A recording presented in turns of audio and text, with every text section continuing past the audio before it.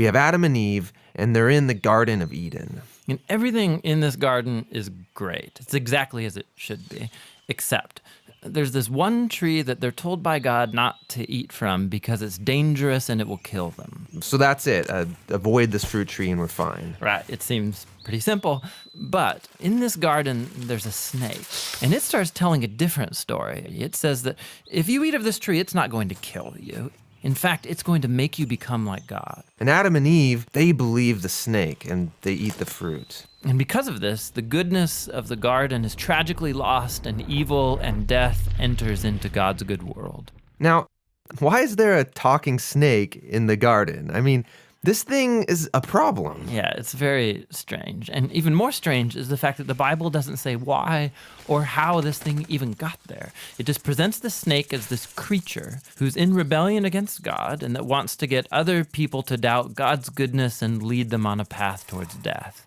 And so whatever this snake is, it's the source of evil that pervades our world and our lives, even still today. But there is some hope because right here in the story, God makes this really interesting promise to Adam and Eve. That someone is going to come in the future, a son of Eve. And this guy's going to come and he's going to crush the serpent's head and destroy evil at its source. However, during this battle, the serpent is going to bite this guy's heel. So it's like a mutual destruction. Yeah, it's this very strange but beautiful promise. And it's just left hanging there until the next key moment in the story when God singles out this guy named Abraham and says that through his family, goodness and blessing is going to be restored back to all of the nations of the world. And as we follow this family, we get to one of Abraham's great-grandsons, this guy named Judah. And he receives this promise that a king is going to come from his line and that the whole world's going to follow this king and he's going to bring peace and harmony and there'll be lots of food and wine and milk and vineyards and it's going to be awesome. The first king that we meet from the line of Judah is a guy named King David.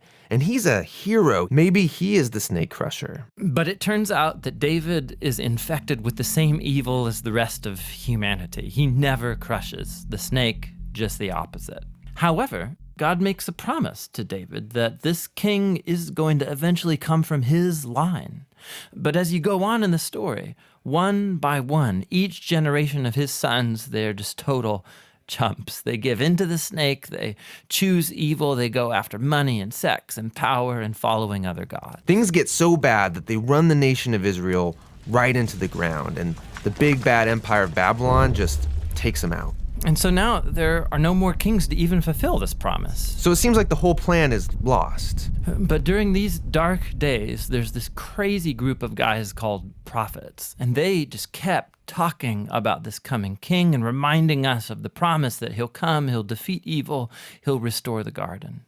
Now, one specific prophet, Isaiah, he tells us more about why this king is bitten. Isaiah says that the promised king receives this wound because of humanity's evil, and that it kills him. But then all of a sudden he comes back, and Isaiah says it's because he suffered this wound that he can now become a source of healing to other people.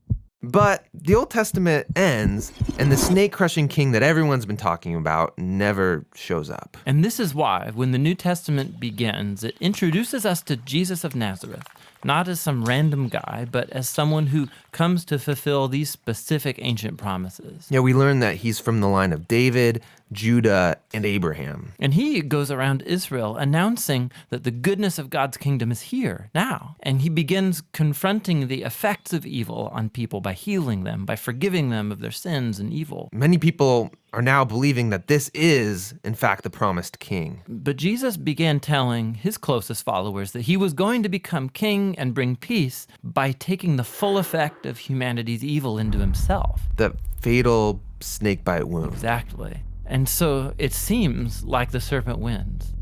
And this story actually would be a tragedy except for what happens next. Jesus rises from the dead.